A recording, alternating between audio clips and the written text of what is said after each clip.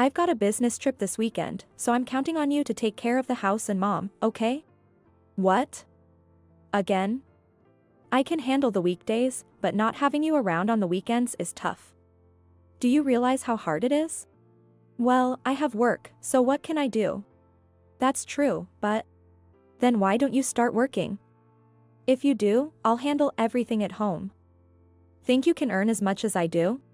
That's impossible. Right? So, please, no complaints. I'm counting on you. That was a conversation with my husband before our problems began. Looking back, it's strange to think that he was always away on business trips, even on weekends. This is the story of my husband's selfish actions. We live with mother-in-law. It's been few years since we started living together. Mother-in-law has dementia. Her symptoms are still mild, but she needs special care. At first, it was just a bit of forgetfulness, but then her understanding and judgment deteriorated. She became irritable, and when we went to the doctor, she was diagnosed with dementia. Amidst this, father-in-law, who had been chronically ill, passed away. After that, mother-in-law lost even more spirit and started to shut herself in her room. After discussing what to do about mother-in-law with the family, we decided that my husband, as the eldest son, would take care of her. When I decided to marry him, I knew that this day would come. Before mother-in-law was diagnosed with dementia, she was very cheerful and lively. She had my husband when she was young, so she is quite younger than my parents. She was strict with my husband when he was a child, and he still is a bit scared of her, but she and I got along very well. She was always kind to me and was always on my side. I admired and loved her very much. Whenever my husband and I had an argument, I would report it to her, and she would scold my husband for me. It was quite funny to see my husband's troubled face. I believe we got along better than most mothers-in-law and daughters-in-law. However, as I mentioned earlier, since the death of father-in-law, she lost her spirit and stopped being strict with my husband. Or rather, she stopped talking much. Taking advantage of that, my husband's attitude gradually changed. It was as if he was taking revenge for the past, becoming more arrogant. In hindsight, the family discussion may have been my husband's strategy. Initially, sister-in-law and her husband, who lived near my in-laws, were supposed to take in mother-in-law, but my husband prevented it. I'm the eldest son, so I'll take care of her. My husband was very insistent. He was always getting scolded by his mother. They weren't particularly close, which made me wonder why. Maybe he did have a sense of duty as the eldest son. But for some reason, I didn't feel that was all there is to it. Perhaps it was intuition. And when we started living with her, the bad feeling I had became a reality. Taking advantage of Emil's quietness, he did and said whatever he wanted. He started to boldly speak his mind to her, even though he was so afraid of her before. Because of her dementia, it takes time for her to understand what's being said to her. Yet, my husband didn't hold back his complaints. And I was the one who would stop him. Then, an event occurred, hinting my husband's misdeeds. After a 3-day business trip, my husband returned home. As usual, I went to unpack his bag and found a pair of unfamiliar underwear. I always bought his underwear, so it was strange to see something I didn't recognize. It was men's underwear, so it definitely belonged to him, but it raised questions, so I decided to ask him about it. Hey, what happened to the underwear you took with you? Huh? What underwear? I've never seen this pair before. Did you buy it yourself? Yeah, I did. I had to buy some in a hurry over there. Why did you have to buy it? What happened to the ones you had? They got torn, so I threw them away. They were old, right? Torn? But I bought those recently. Oh, really? Maybe they just weren't good quality? Is that so? Watching his suspicious behavior, I felt uneasy, but I didn't press further. For a moment, a thought crossed my mind, but I decided not to worry about it. I was hoping nothing more would come of it. However, a few days later, another incident occurred. My husband returned from another business trip. I went to the door to welcome him. Welcome home. How was the trip? Yeah, it was fine. My husband was looking down, lacking his usual energy. What's wrong? Are you sick?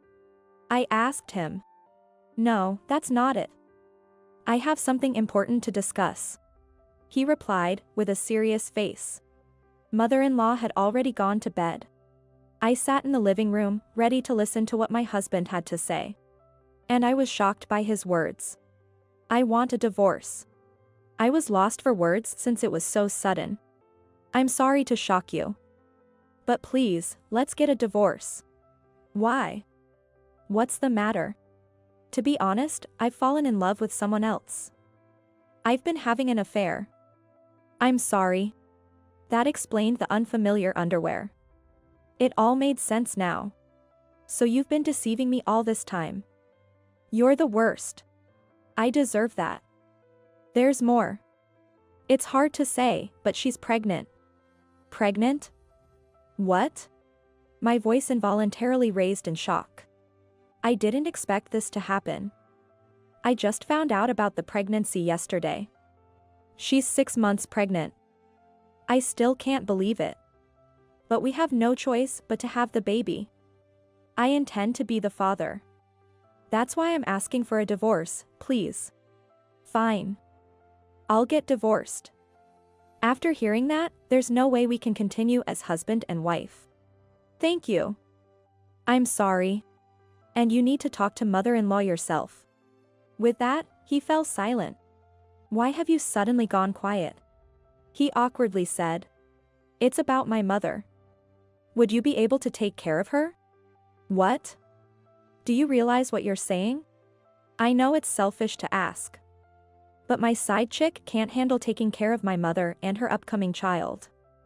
You understand that, right? How can you even ask for a divorce in this situation? Is it too much to ask? Of course. If you want a divorce, be prepared to take care of everything on your own. I understand. I'll figure something out. With that, he went to his room and closed the door. I didn't want to think about anything that day, so I just showered and went to bed. The next morning, something felt off. The room seemed too clean. Things were gone from the house. I had a bad feeling and rushed to my husband's room. He was already gone, and so were his belongings. I just sat there, feeling defeated. On the bed was a filled-out divorce form. And beside it, a note with just the words, "I'm sorry." And just like that, he left his mother, who needed care, behind. As I thought about what to do next, my hatred grew. I would never forgive him. I decided to seek revenge and started making plans. I immediately took action.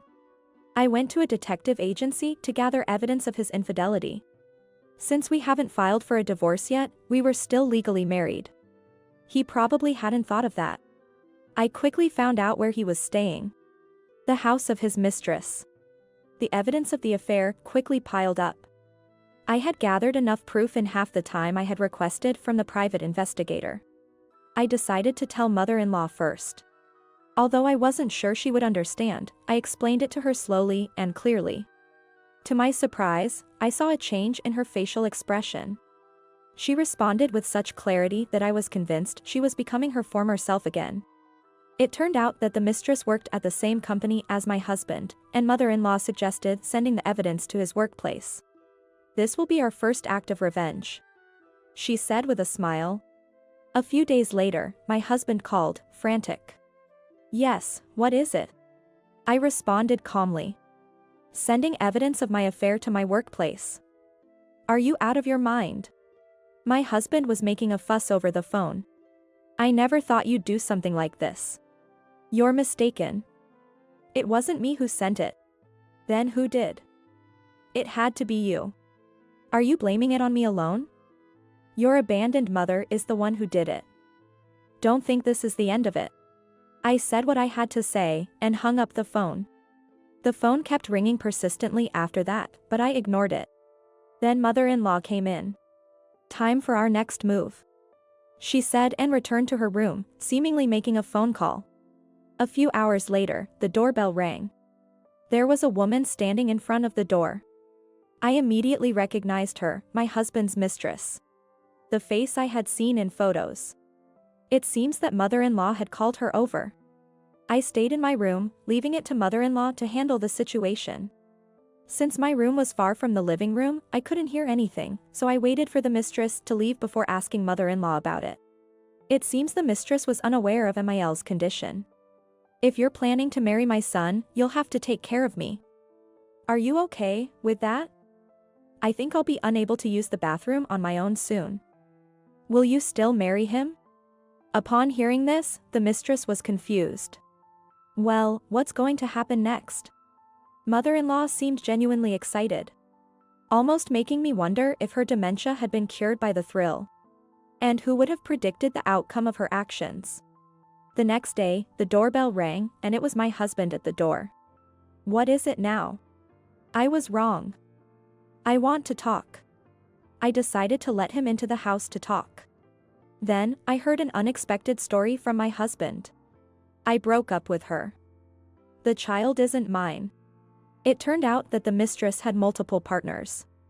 She knew the child wasn't my husband's, but considered raising the child as his because of his status and financial stability. However, after speaking directly with mother-in-law, she realized she couldn't possibly be taking care of her. She got scared and confessed the truth to my husband. Upon reflection. Can we start over again? You don't need to answer right away. My answer is already clear.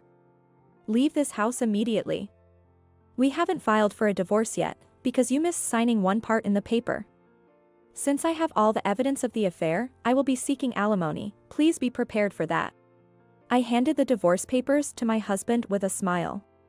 Please, have mercy. Take responsibility for your actions, I said as I pushed him out of the house. Shortly after my husband left, mother-in-law came home from the hospital. Sister-in-law, who had accompanied her to the hospital, was there too, so I took the opportunity to report to her about what had happened. He got what he deserved. Sister-in-law said angrily. I really appreciate everything you've done, Mary. Taking care of me and dealing with my worthless son. I'm so sorry. I'll be moving in with my daughter now, so you go ahead and enjoy your life. Tears welled up in Emil's eyes as she said this.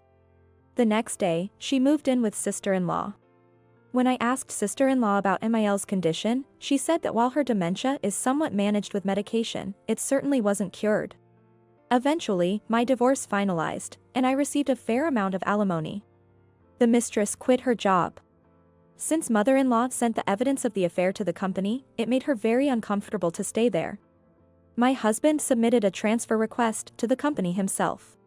It seems he got a demotion and a considerable amount of reduction in income. As for me, caring for mother-in-law has inspired me to help others in similar situations. I am currently studying to go into nursing. I'm grateful for mother-in-law because she led me to this dream.